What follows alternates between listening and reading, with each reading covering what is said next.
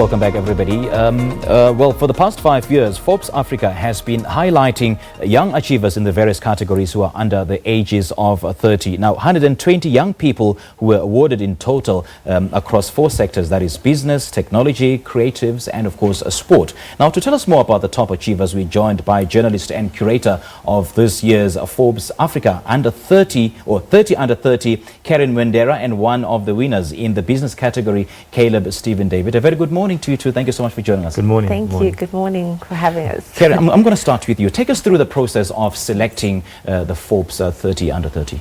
So the process of selecting the Forbes Africa 30 Under 30 is quite vast and broad.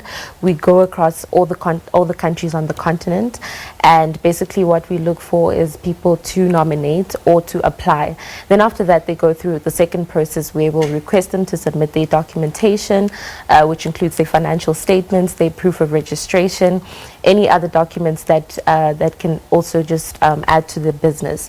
And we'll also look at what the impact is that the business is making around the community.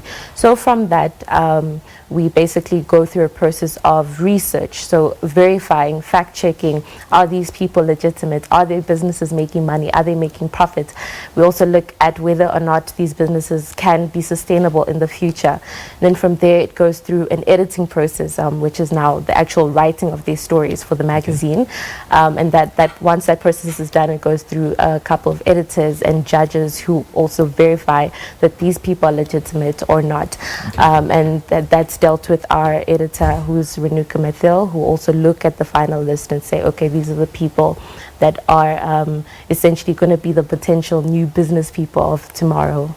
So does it really count what kind of business that they are in? Yes, it definitely does. It counts in your favor. We look for innovation. We look for businesses that are different, that are unique.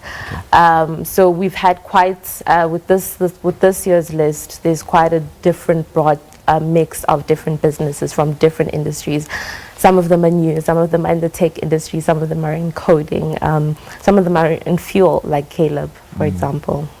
I would imagine it must have been a daunting task. I mean, sifting through, I'm sure it's reached the thousands of entries from the African continent. Just how many entries have you received? Yes, we actually received over 1,000. So it was hectic. It was a hectic process, nothing to be taken lightly. It took months of research, months of sifting through, months of fact-checking, verifying, and asking them to send their documents. Okay. We also worked with an audit partner, S&G Grant Thornton, who also looked through the financials that were submitted. All right. Yeah. Caleb, yes, who's the man? Congratulations, man. Thank you so much. How does that make you feel? It's great. I think it's a platform for me to push myself even harder now, to achieve greater things. It's just the beginning, but I think this is a good platform to branch off from. I mean, you started off by flipping burgers. I mean, how do you manage that transition from flipping burgers to this amazing business entity that you're in? It's a long journey. Even though I'm young, it was a very long journey. I started working straight after school. Started working at Steers. Started grilling burgers. I worked myself up to manage a store.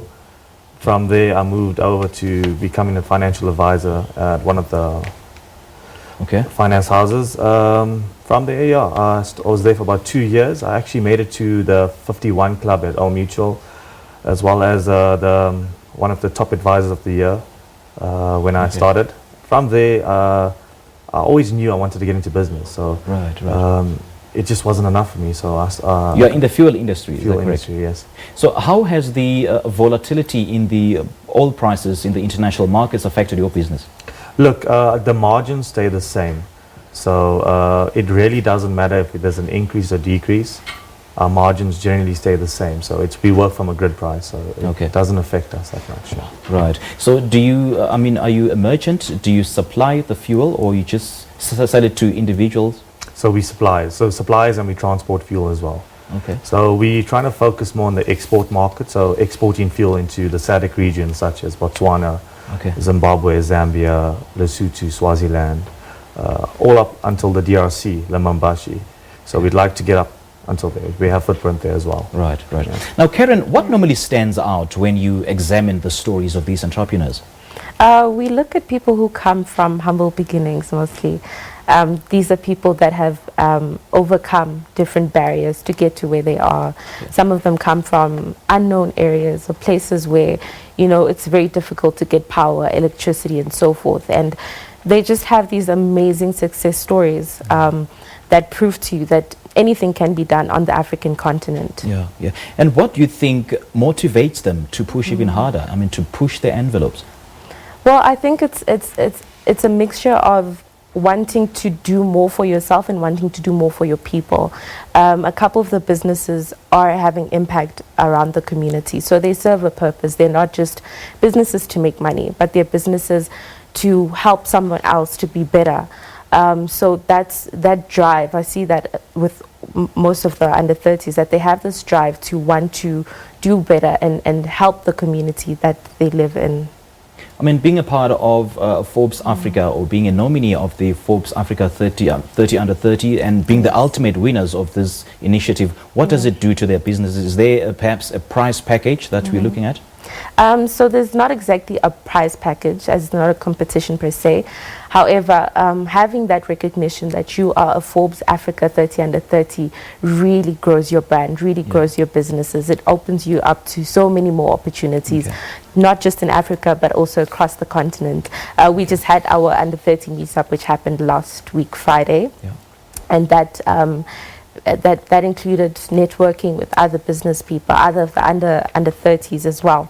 And then we're also having the Forbes in the US that will be hosting the Boston under 30 event, which is also quite a big recognition for them to be part of, as it opens them up to international markets and international potential clients. Yeah, and I understand there's a new category, the Game Changers category. Yes, yes.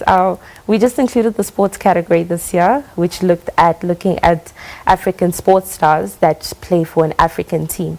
So it was quite also a very difficult category to get into, as not a lot of African stars play for African teams. However, they play for international teams.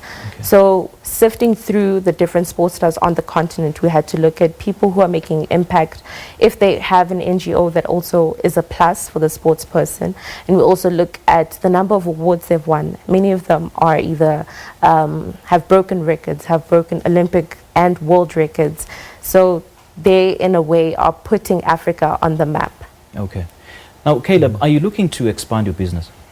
Yes, definitely. Most Okay. definitely. Look, I'm looking at expanding into the SADC regions, making my footprint more known in Africa. I'd like to be one of the largest exporters from South Africa. Being one of the largest exporters in Southern Africa, I mean, what does that entail? I mean, what are we looking at in terms of the figures? How many million liters, for instance, do you sell? We're not a big like the majors. We're not big as the majors, but we get in there. We know. I wouldn't like to disclose the volumes that we do, but it's not much. But it's impressive to say that we're 3 years old and we're doing what we're doing, but it's still the beginning. Okay. Yeah. And how many have you employed? We have about 4 to 5 staff members. Great stuff. Now, Karen, talk us through next year's competition. I'm sure there's so many entrepreneurs out there watching this interview who now be inspired to push the envelope, to try even harder, to create more employment opportunities for so many Africans out there, and to want to be part of the competition next year. What should they do? So firstly, I'd just encourage everyone to apply. Everyone who has a business that has been running for 2 years is eligible to apply. I'd also like to encourage everyone to also just make sure that they have all the documents in order. It's much more professional when we receive professional documents, and you're someone who's easy to find online. So your online presence also plays a very big role within your application. We'd also love to encourage you guys to also, don't be afraid if you're, not making as much of a profit, but as long as you're making an impact. That is something that we're looking at. That's what we're looking for. We're looking at the different industries. We're looking at someone who's got drive, someone who's a role model. So we're looking at the leaders of tomorrow. What's the application process like? Where do we apply? So we'll put out an online call to action. People can apply and then send me a direct email or send an email straight to the Forbes Africa email account. All right. Yeah. Karen and Caleb, thank you so much for joining us. We appreciate your Thank time. you. Thanks for having us. All right, that was the founder and CEO of Versatile Commodity Traders, Caleb Stephen David, and as well as the curator, Karen Mondera. And yeah, they've been talking to us about the Forbes Africa 30 Under 30. This is Morning Live. It is 8:47. We'll be right back.